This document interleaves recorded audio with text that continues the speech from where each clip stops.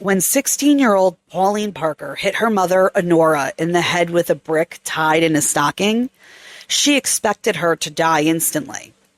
In Pauline's favorite films, people died like that all the time. Just one hit to the head or a swift lunge with a sword, and they would drop lifeless. Her friend, 15-year-old Juliet Hume, mistakenly thought that too, as she witnessed the horrible scene unfold before her. Because Pauline's mother wasn't dead, not yet. Instead, the 45-year-old mother of three fell forward, assumably disoriented and confused from this attack, and not just from the blow to her head. What could she have thought after feeling that first hit?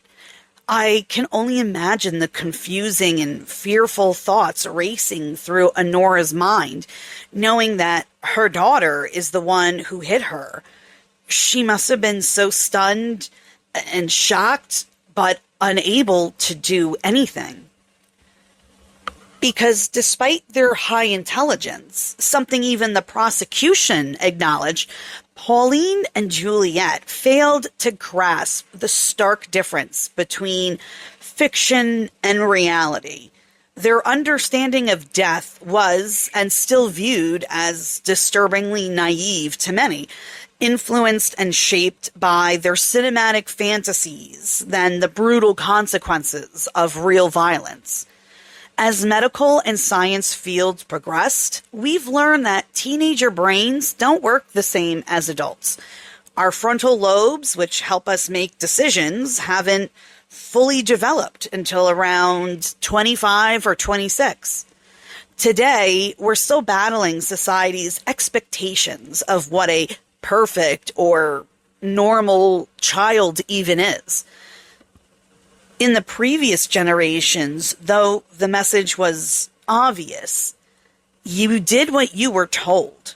You were to speak when spoken to, and you never interrupt adults. But this didn't just mean for kids to behave, stop yelling, or stop playing ball in the house. I mean, that too. But it also meant that what children, including teenagers, had to say wasn't viewed as important to adults. Juliet and Pauline were young toddlers during the Second World War. Their childhood was impacted differently than those in the US and New Zealand to an extent. Everyone shared the fear of war, rationing, the air raid drills, which would alter the generations growing up at this time. But for Juliet, who lived in London, it was a literal nightmare. During the Blitzkrieg in World War II, Juliet and her mother were caught in a bombing in London. For 8 months, Germans bombed the city continuously. Juliet, only 2 years old at this time, was hit by a blast as her mother called for her to run to the bomb shelter. Juliet experienced years of severe night terrors, insomnia, bouts of crying and screaming. Eventually, she was diagnosed with PTSD and bomb shock. Her mother would complain about Juliet's behavior as she got a little older, calling it clingy. Doctors and her parents were all in agreement that this child was a crying mess, especially when it came to Juliet's mother, Hilda. Juliet would get upset and throw, quote, tantrums when her mother would leave for any period of time. But instead of being concerned, these behaviors were viewed as the child's fault, and they should be taught how to calm down and behave themselves. Juliet's PTSD and this event in her life are ignored time and time again by people who've covered this story. And it's only talked about because it happens to be part of Juliet's timeline. Her mother, Hilda, was described as not being the greatest parent and more annoyed by having to care for them. But at this time in history, kids were expected of you as a woman. Girls were taught young that their only true goal in life was to find a man, marry him, and have children, a traditional rule locked in by strict gender roles and expectations. Birth control usage was becoming more normalized, but most of those choosing to use it were still demonized and looked down on. A woman who didn't wish to become a mother was considered not much of a woman at all. But the growing generation of kids at this time began feeling different about the roles forced on them. They became a new fear unlocked for adults, kids who didn't listen and had their own opinions. So as kids grew into teen, governing adults felt there was a need to instruct them on how to teen the correct way. The 50s gave us mental health films, instructional videos to be played on the old boob tube. Narrated by a properly spoken man, he goes through step by step on how young ladies and young men should act, dress, care for their hygiene, and social requirements. We were expected to jump from baby to adolescent to adult. Yes, a young teen should understand that murder is obviously wrong, and once somebody is dead, they're gone forever. But the actual finality of it may not have registered the way it does in an adult. Pauline and Juliet looked at each other. And in this moment, a 15-year-old Juliet had to decide if she was going to stay and help her friend or run for her own life. Juliet Hume took the handmade weapon from her friend and swung. She took turns with Pauline, holding Honora down and hitting her in the head. Putting the brick in the stocking was a late-minute switch from a rock. Was Pauline hoping to create some sort of physical distance from Honora and, in a way, distancing herself from the attack? Maybe she or both girls figured they could swing it from further away, especially if they believed one hit to Honora's head would be enough to kill her. But that changed when the brick tore through the stocking. This gave the teens the only choice they seemed to have, which was using the broken brick by itself. It's clear to see how the two of them thought how easy this murder plan would be, mainly since it was physically difficult for Juliet and Pauline to do anything strenuous. Both girls got tired easily from everyday things due to their childhood illnesses. They had been excused from their gym classes and told them to refrain from physical activities besides horseback riding and bicycling. In addition to this, the girls' overall frailness, Honora was a larger, curvier, buxom woman. From the time they began the attack until Honora stopped moving, it took less than 30 minutes. And once Pauline swung the first hit and her mother didn't just die instantly, they felt they had no choice but to keep going. They had to rely on their adrenaline to get them through this. What would they even say if they stopped and got help? What would Honora say or do knowing her daughter tried to kill her? For those who know of this case and have seen Heavenly Creatures, the picture given of Juliet and Pauline might be more sympathetic, but obviously not incredibly positive. I mean, understandably, why would it be? So it's even more difficult to explain to people that, yes, Honora was a victim of a senseless, horrible, violent murder.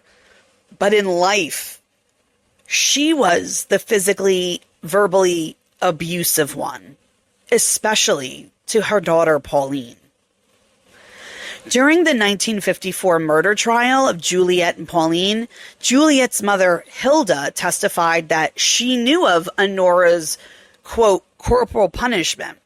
When spending time with Juliet, Pauline also spent a good amount of time with the Hulmes. She was treated and welcomed as a part of the family. Hilda, Juliet's mother, went as far as calling Pauline her foster daughter. Hilda and Henry Hulme were not fantastic parents either, and certainly not winning any awards or getting macaroni jewelry from their kids. But it was nothing compared to what Pauline experienced at the Reaper family home and boarding house. A fellow classmate was interviewed for Peter Graham's nonfiction book, Anne Perry and the Crime of the Century. And during one of the interviews of the former classmates, she remembered going to Pauline's house for a play date. She recalled how dreary and unwelcoming and unhomey it felt. The boarding home was always bustling, people in and out every day. In her diary, Pauline often talks about how much she hated being home, except on the rare occasion when she was all alone. Juliet would later state helping her friend was a matter of life or death. She knew that one of them had to die. She emphasized if she didn't help her friend Pauline, Pauline would die. What if Juliet had been right? What if she had never helped Pauline and Nora had lived? What scenario in her mind would make Juliet say that? Take away calling police for a moment. We obviously are expecting a severe punishment, and recourse of some kind is absolutely in order. We can't have angry teens attacking their parents. Their stinging sharp wit is enough to cut a grown adult down to a blubbery mess. But what could be so frightening that both girls decided to keep going because the alternative was worse? Either way, she repeated the same thing to authorities in 1954 and interviews later in life. One of them had to die, and she just wanted to help Pauline. Anne went on to say that she had to honor her word and promise to her friend. Her explanation was that Pauline had been there for her in a difficult time when Juliet really needed someone, and therefore promised she would be there for Pauline no matter what. Next time on Ink Noire Podcast, more about heavenly creatures and the real story of Anne Perry and Pauline Parker.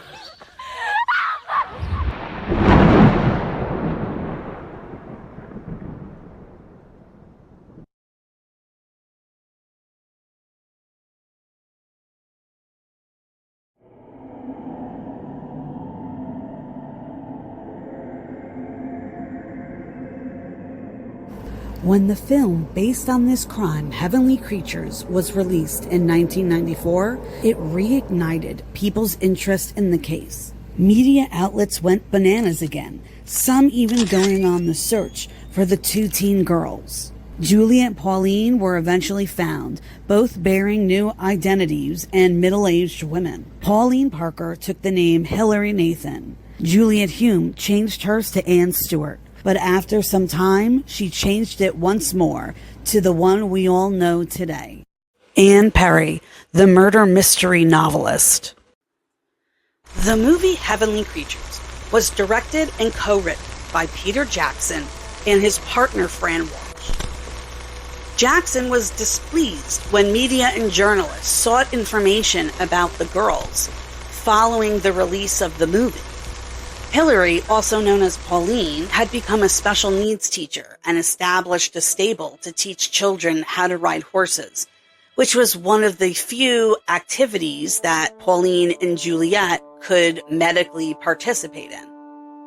Hilary was described as odd yet kind, living mostly in solitude. Juliet pursued her riding aspirations she shared with Pauline, adopting the name Anne Perry. Her stepfather suggested that she write a story set during the time of serial killer Jack the Ripper, which then initiated her career as an author. Anne Perry became a well-known writer for many years. When the movie revealed her true identity, Anne publicly addressed this part of her life with the support of her agents and loved ones around her, providing her perspective that she did not share during the trial because she and Pauline were never allowed to testify. Anne Perry would tell interviewers she felt a debt to save her friend. Pauline confided in her that she was miserable and how her mother was treating her. We know at the trial, Anne's mother, Hilda, told the court about the severe punishments that Pauline had received. During a scene in the movie Heavenly Creatures, Honora slaps Pauline across the face.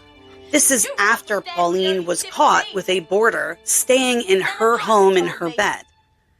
Pauline was reprimanded, told by her movie dad how she had broken his heart. Her mother's reaction was to call Pauline names like a cheap little tart and a disgrace. You know what can happen. What a disgrace. Don't you have any shame? You're ashamed of family. You're nothing but a cheap little But the scene where this happens is when Pauline is only 14. The age of consent at this time in New Zealand was 16. She's found with John, or Nicholas. He was renting a room at the home, which Honora had turned into a boarding house. The Reaper Parker family home was in a rundown part near Canterbury University. This was the school that Anne's father, Dr. Henry Hume, was invited to teach at.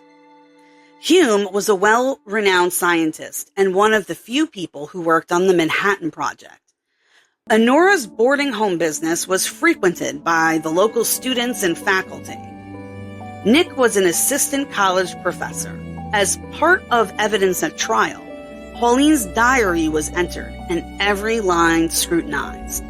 For the movie, Jackson and Walsh heavily relied on Pauline's diary as a part of their research for the movie. The movie also claimed in bold print on movie posters that it was a true story. Pauline had recorded when the boarders her mother took in would come. They were all men ranging in ages from 25 to 35. In the film, her mother's response after learning an adult male was in her minor's child's bed was to slap Pauline once across the face.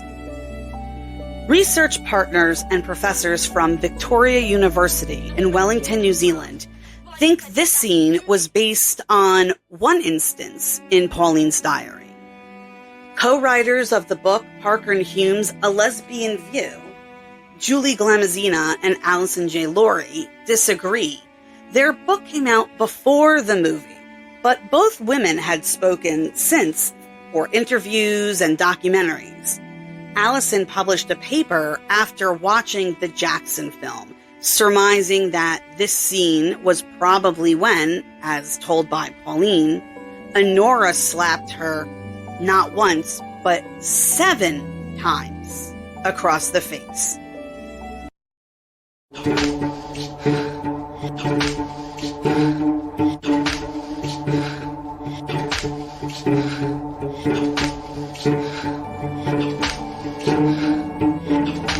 Many media outlets and sources ignore and continue to do so the additional facts of this case. It doesn't alter the sentence or the crime itself. And what it doesn't do is help strengthen the narrative that these two teens were just the epitome of evil and immorality.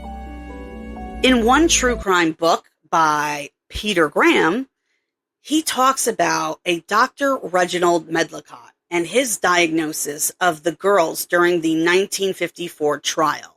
Medlicott was the psychologist for the defense side. Only after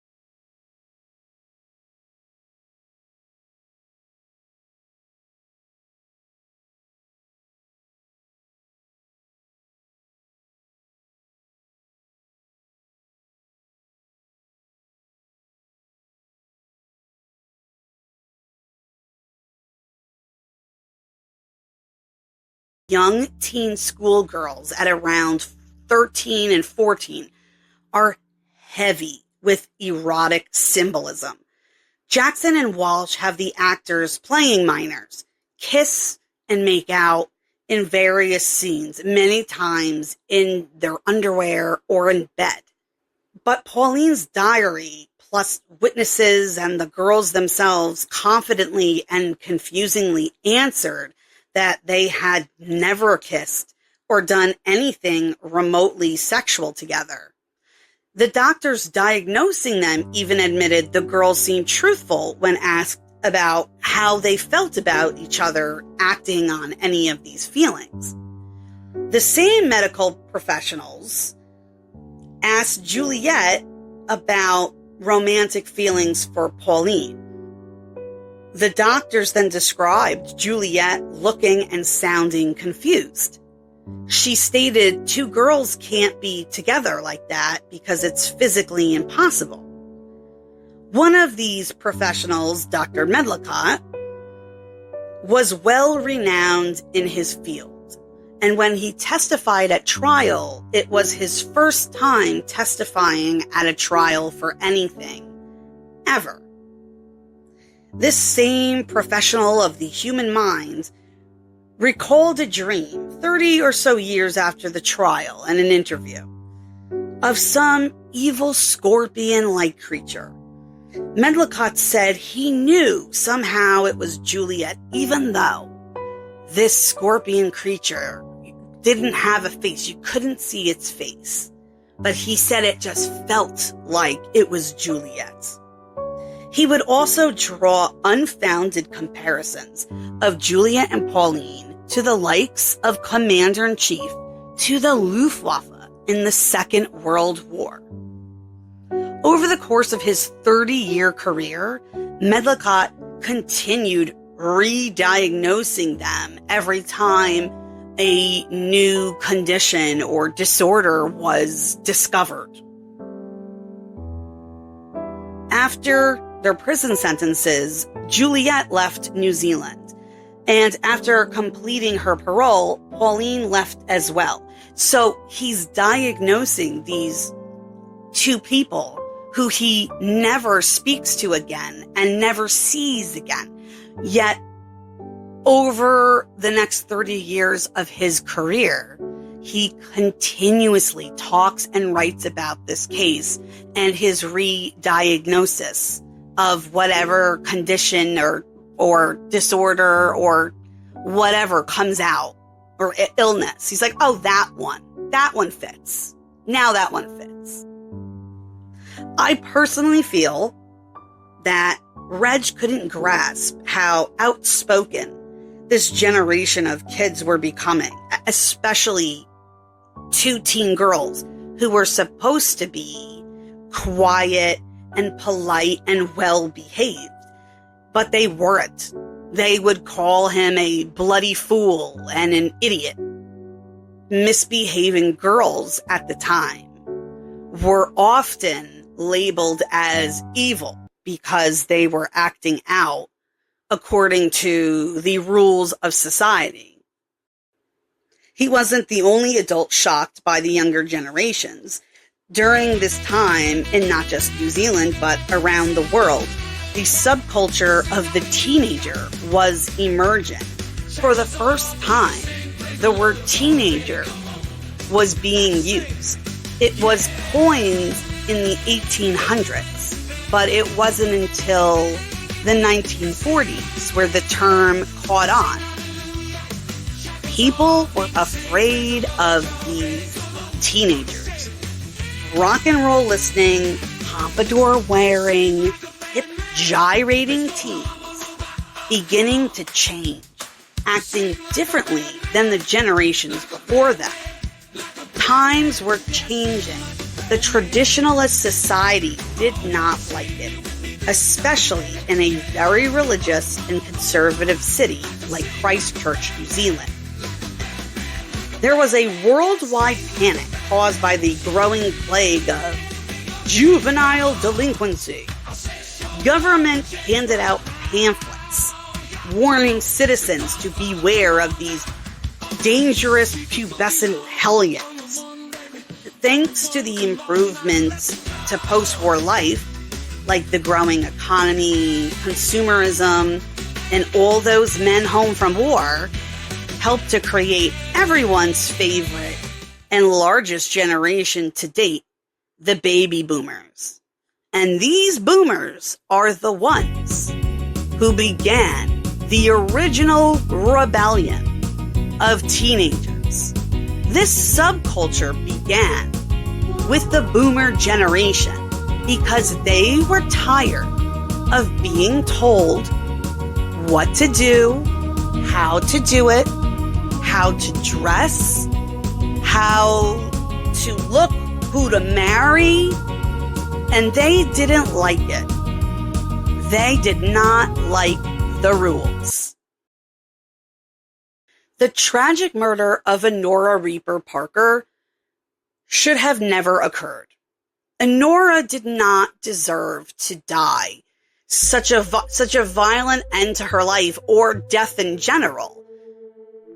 But having said this, I don't feel that should take away from how Pauline's mother was really like, especially when it impacts the crime itself.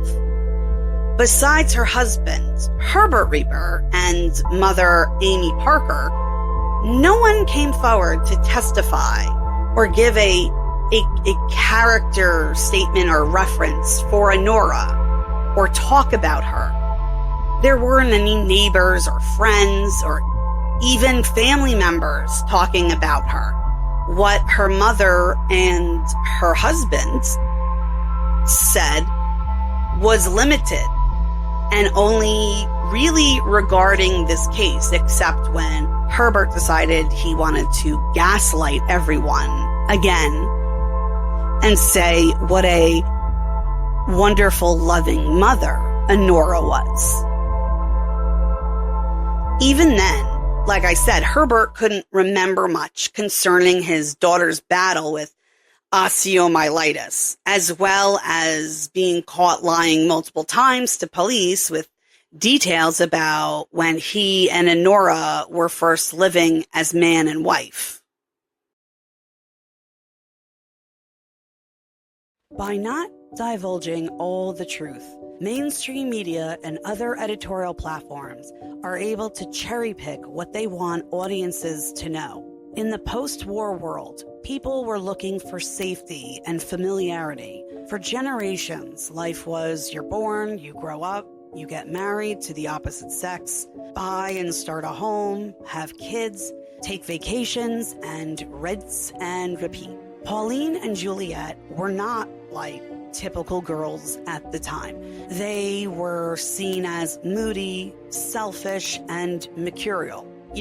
Like teenagers really are. Psychology and child development weren't new fields, but still had much to understand about human development, especially in teenagers. Now we know that we go through a chemically induced hell of hormones packed with erratic emotions. Add typical and normal behavior of teens doing stupid things and taking chances, and you have a conflict waiting to happen. Societal expectations for girls differed from boys. Many societies were male-dominated, and women might have been known as the fair sex, but they definitely weren't treated fairly.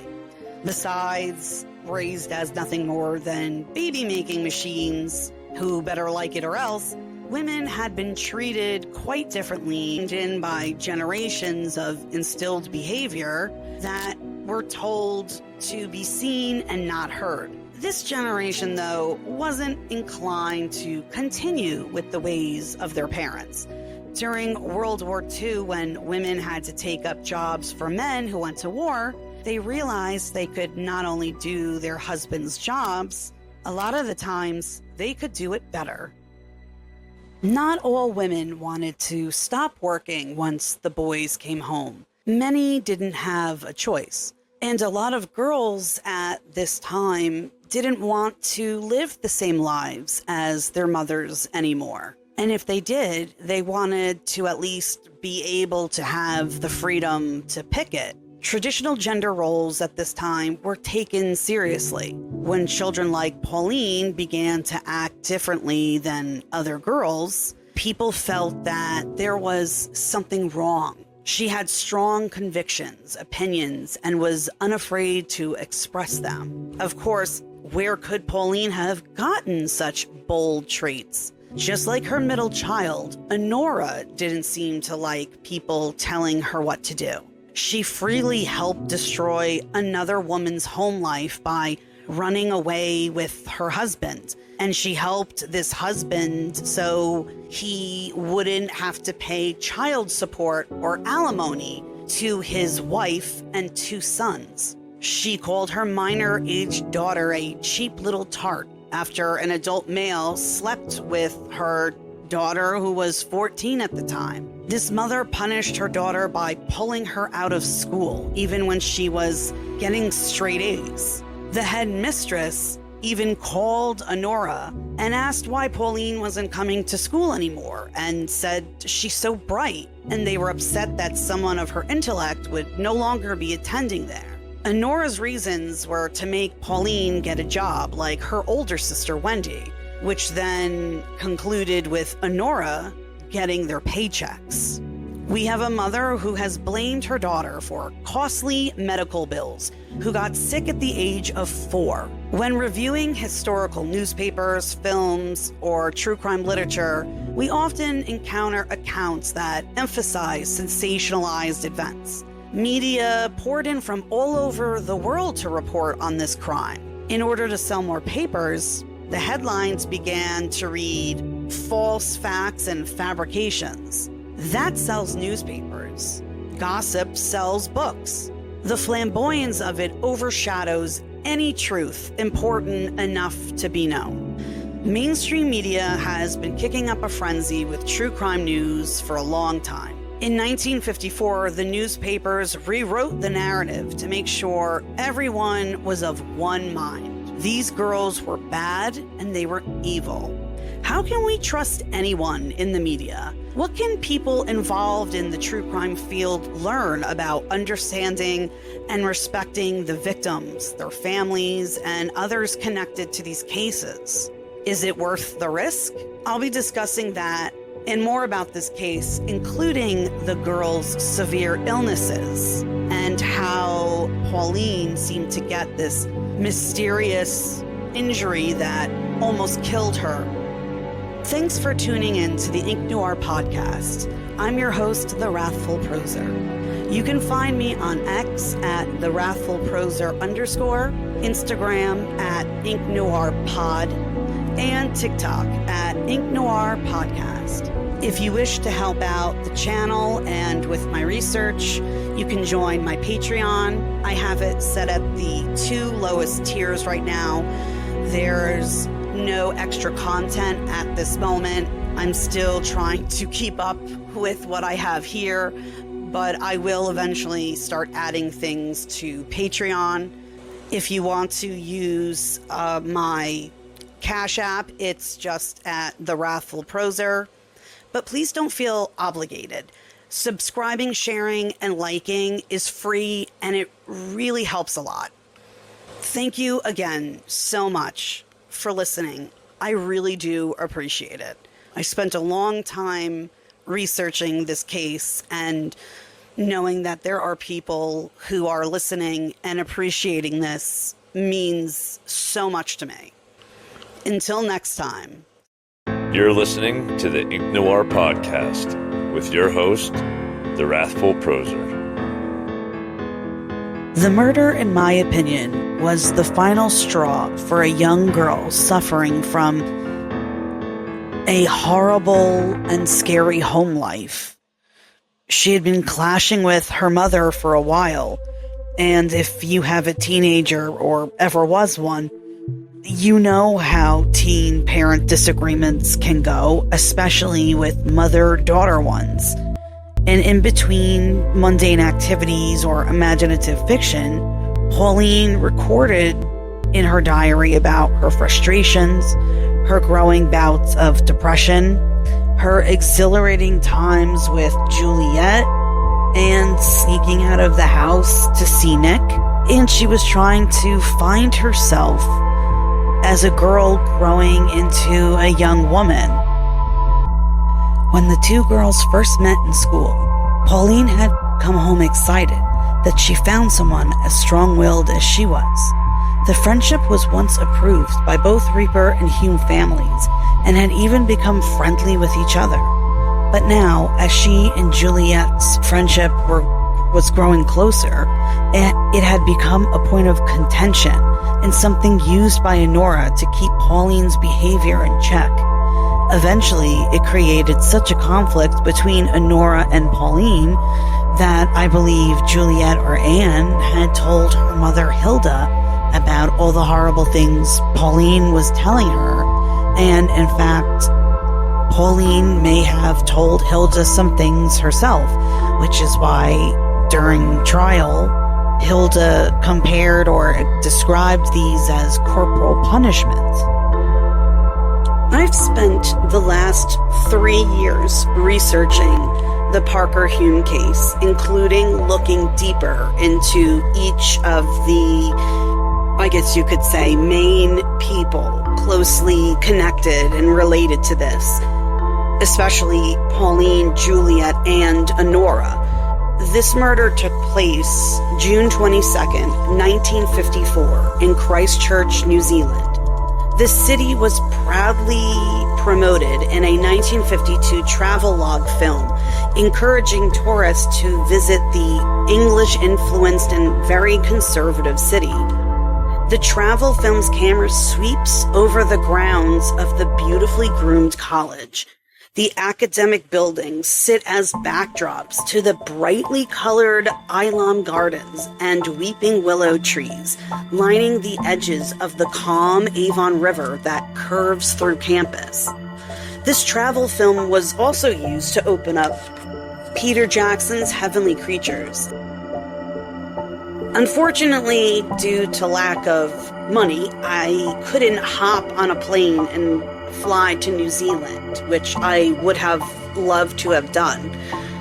But what I did have was a slow-ass internet connection, a background in how to do research, and my ADHD hyperfocus. I searched and read through dozens and dozens of sources, such as academic papers, documentaries, legal papers, YouTube videos, nonfiction books about the case.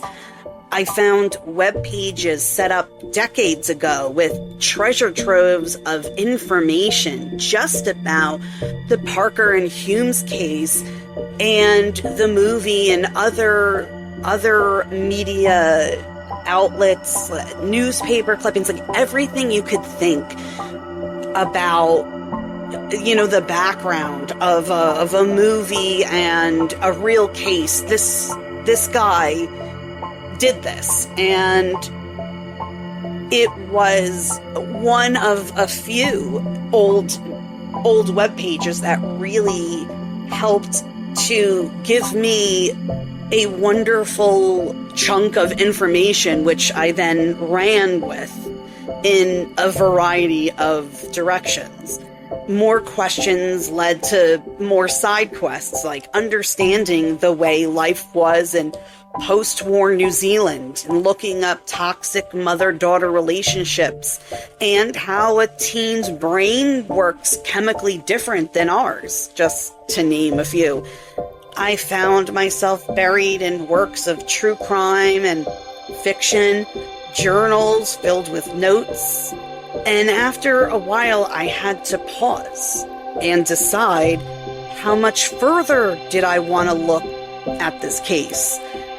My original plan was to do maybe 1 or 2 episodes on each writer that committed a crime or was involved in some way, which was my vision for this channel.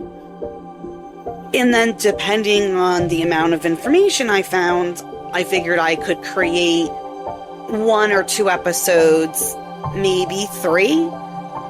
But the more I uncovered in this particular case, I realized it was going to be a huge undertaking. So I had to stop and think.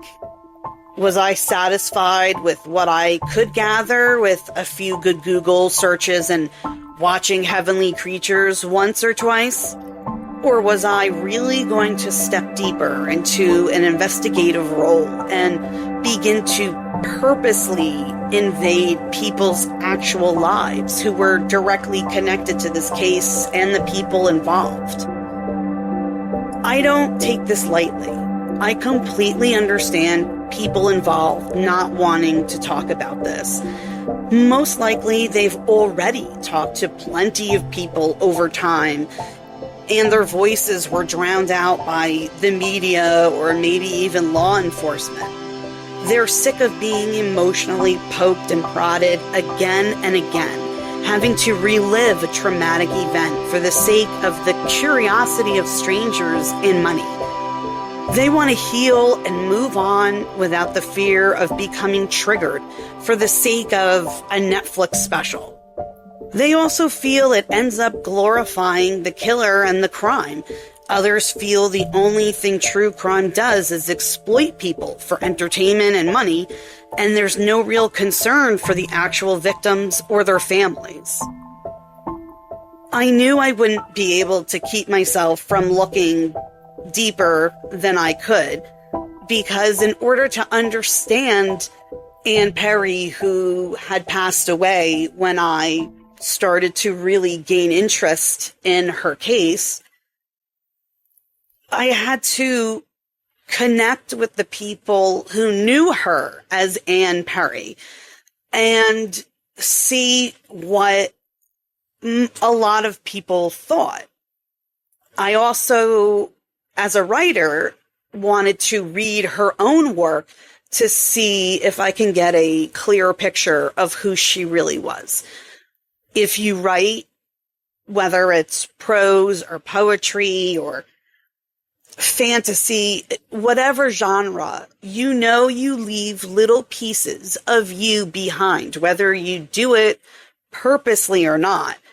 So I felt that I needed to literally read between the lines when it came to Ann Perry. Even though Pauline is still alive, there's no way really to contact her.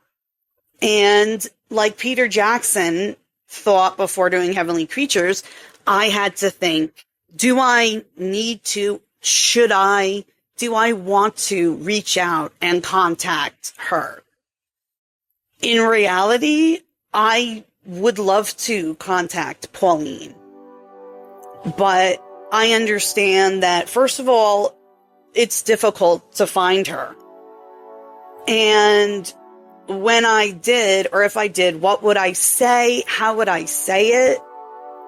So doing things like this, at least for me, I am not doing this for money. Making money off of all my research and years of searching and stuff would be wonderful, but this is more to have people understand that, especially now with all the things going on in Hollywood with celebrities, that the media is not, which a lot of us know, is not always going to tell the full truth. They pick sides. And if you write something, I believe I have plenty of opinions, which I clearly say they are not fact. But you can have your opinion on a case or on a subject without having it take over and overshadow what the important pieces that you're trying to get across to people. So I really do want to try and take a more ethical view, because this is a crime that still has people alive today. There are other people who have opinions that we shouldn't talk about or cover cases until everyone involved is dead. And I do understand and agree to a certain extent, but I think the more I sit on that notion, in the case of Parker and Hulme's, I feel that would be a detriment, which is something I also think of. This is a story that needs to be told, and these two teenagers, who grew up into women, they were silenced in a way. And that doesn't take away that they were guilty and they did this. But there's also, it's not a black and white case. It's not, were they mad or bad? I reached out to people who knew Anne when she was alive. Some have responded very positively, happy to talk about their old friend. Others have asked to be left alone. When I reach out to someone, like I've said previously, I understand. I know I'm asking a lot. I know the weight of the gesture and the anger that could be thrown back at me. I'm not affiliated with anyone or any publication or media outlet. I don't have a known name in journalism that could potentially get me interviews with people. I tell people exactly who I am, what, and why I'm reaching out. I also let them know I'm very aware of my audacity in doing so. And if they say anything, it's at their convenience. And they can give as much or little as they feel they need to or want to. They can remain anonymous or just be called a source. I'd be grateful for any amount of information or opinions that they had on anything I was asking. But if they don't, I don't continue to bother them. I understand it's strange, a daring request, and trying to explain myself and what I'm doing makes me feel like a weirdo. If they tell me to fuck off, I will. I know even just opening that email with the subject line can potentially trigger them. You have to weigh the pros and cons of bringing up people's painful past for the sake of your interpretation or your version of their story involving something that happened to them. It's natural and understandable and forgivable for them to think, who the fuck is this rando trying to talk to me about either my friends or family members' horrible murder that happened to me in my life? I know not everyone is going to agree with me, and there are going to be people who don't approve of any of this, and I understand. But the reason why I am doing this is because there are two girls who have suffered immensely. And yes, one of their mothers, Honora, suffered a violent and tragic death, but it should never have occurred. And unfortunately, because it has, we're still talking about this case. But there are people who want their narrative to drown out the truth. You can feel how you want to feel about Anne and Pauline and Honora and everyone else. But you can't ignore the facts. And the facts are that these two girls were treated terribly by their parents. Juliet's parents, they do come around eventually. That doesn't negate her PTSD or anything that happened to her. And the same thing with Pauline. She had a violent mother, and maybe Nora was going through something that we don't know, that she was obviously never diagnosed with, which may have contributed to this behavior. But unfortunately, we don't have that information either. I don't think she was ever diagnosed or had gone anywhere for anything. So this is what we have. We have a woman who punishes her daughter because she was sexually assaulted by a college-aged man at 14 years old. And these are the facts that people like Peter Graham and even Ann Perry's own brother, Jonathan Hume, they are ignoring these. And they know that this stuff happened, but they're choosing not to talk about it or to brush it away as quickly as possible. And that will not stand. I will not let these two girls and their memories be tainted anymore by media sensationalism that is only here to hurt and nothing else.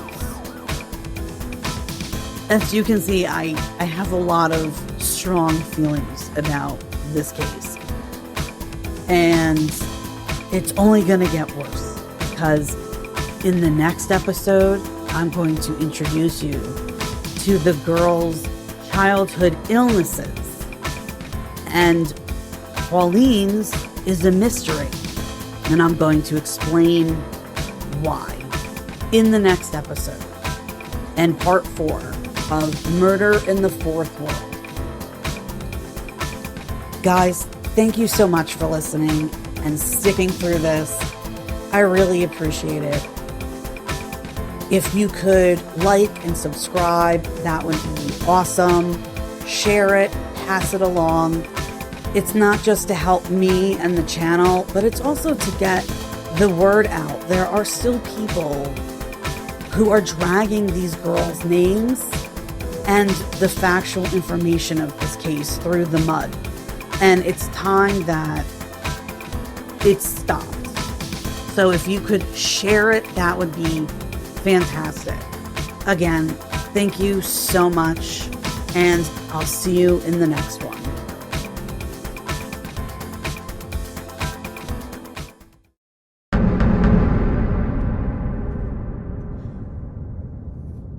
I had a better understanding of the case and those involved the more I dug.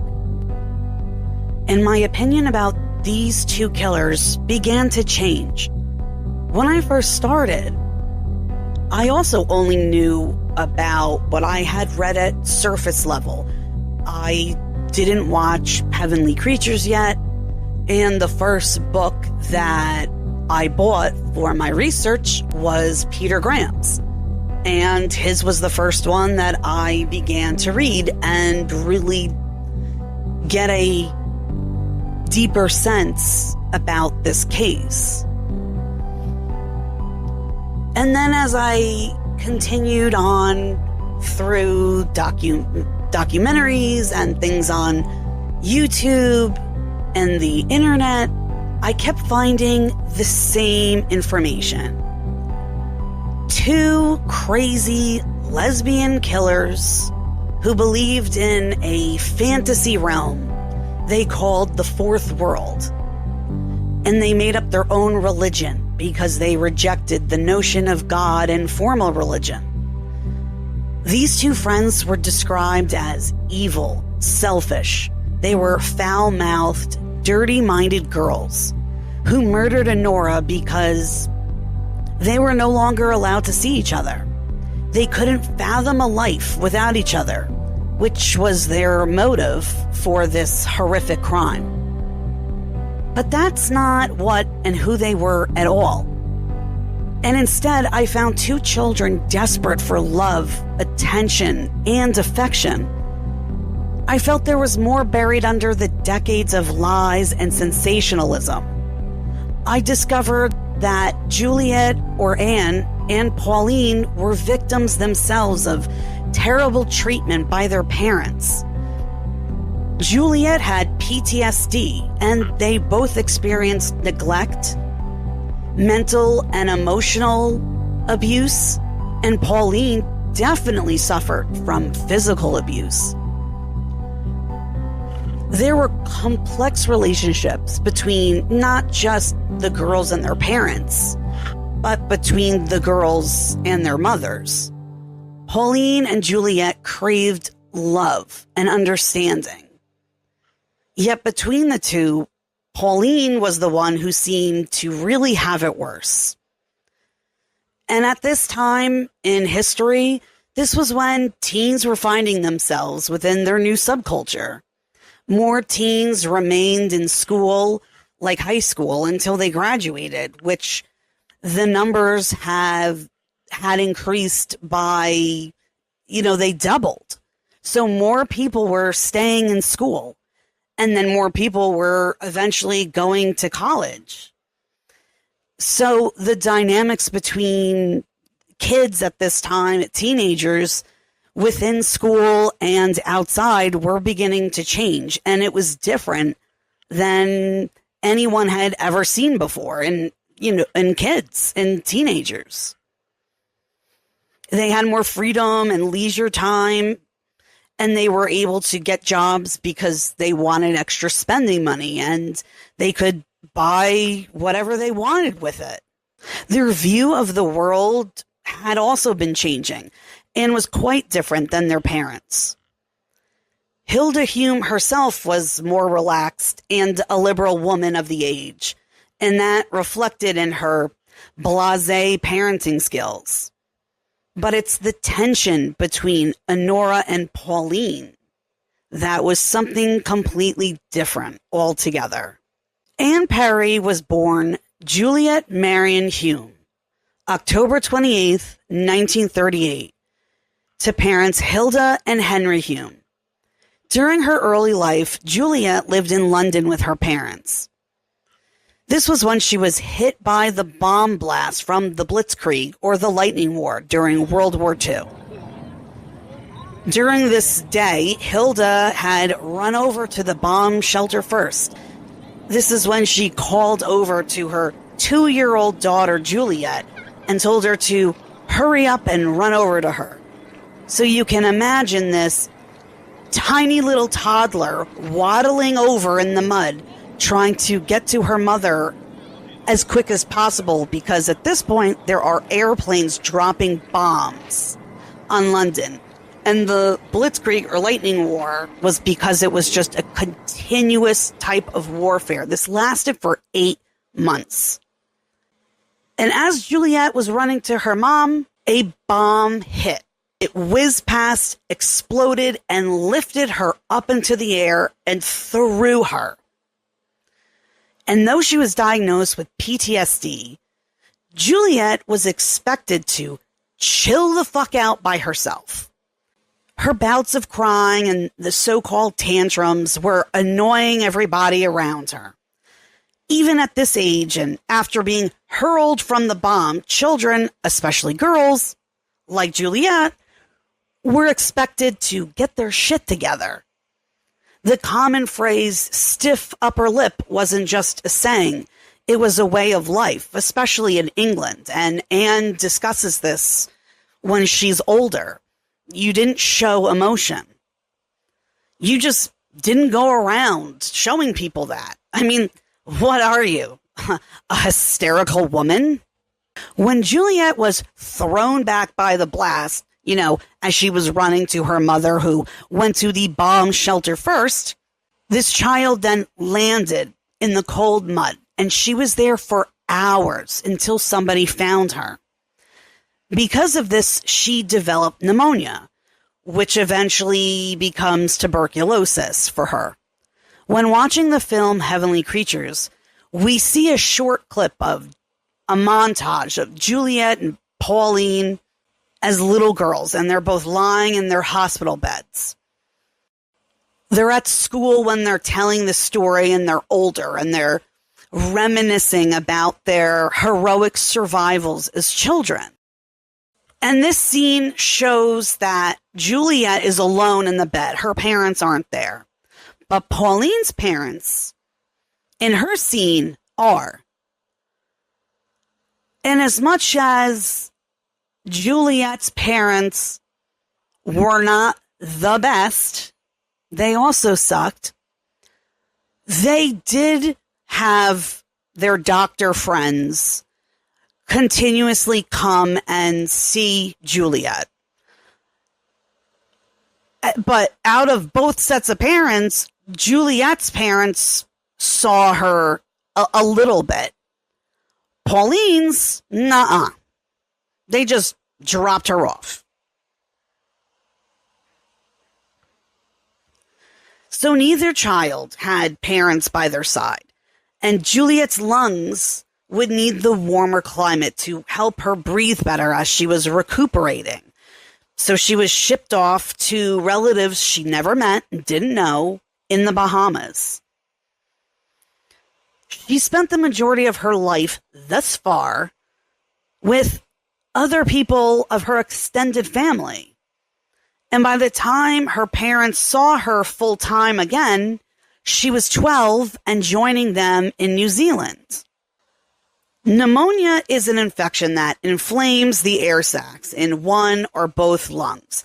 It can be caused by viruses, fungus, or bacteria.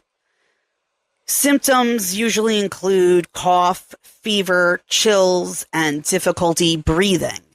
In fact, tuberculosis, which pneumonia can turn into, has been known as consumption. And in the Victorian era, there was a period where it was called consumption chic. And people actually women specifically wanted to get this because the tuberculosis infection would make you like this frail, pale, delicate person. And even your hair changed and it was softer and wispier. Like, it wasn't healthy. And it was called consumption chic. For my Jane Eyre fans, if you remember, Jane's friend Helen Burns gets tuberculosis, and that's how she dies. And this devastates Jane. So this is, even though at this time there's amoxicillin, and penicillin, really.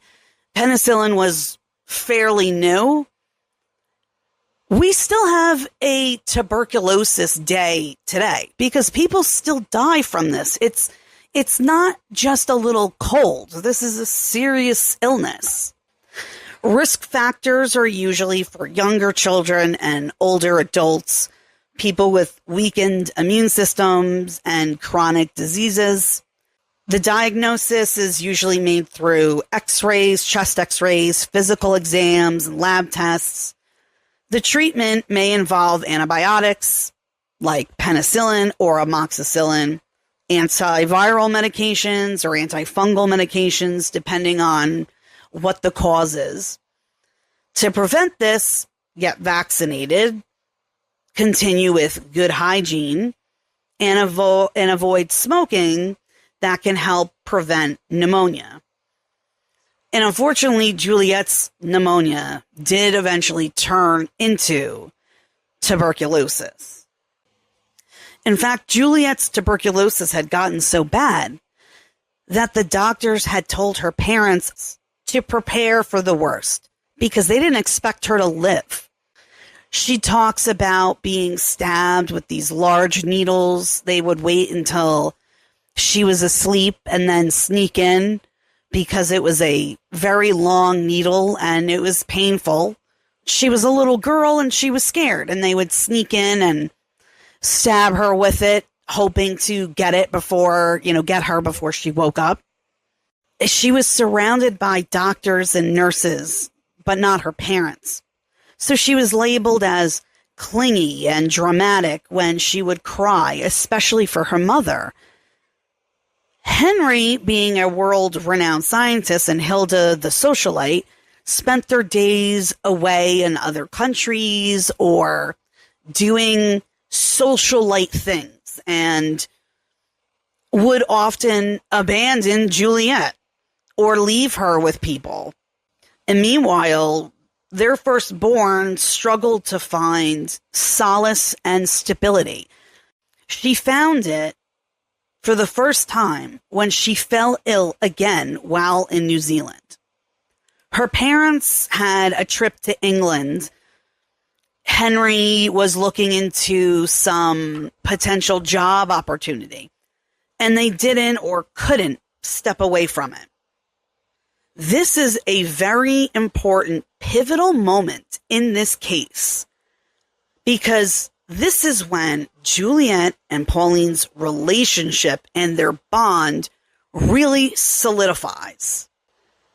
During the time Juliet is in the hospital or the sanatorium while healing and surviving tuberculosis on one lung, the girls wrote to each other continuously. Juliet and Pauline would write pages and pages of letters to each other, either as their characters from one of the 6 novels that they co-wrote together, or as themselves. So Pauline would write pages and pages to Juliet from her and as her character. These were the only things that Juliet was able to look forward to. That and Pauline being allowed to visit her once a month. So Pauline was allowed to visit her 3 times. And to Honora's credit, Honora did take her to go see Juliet.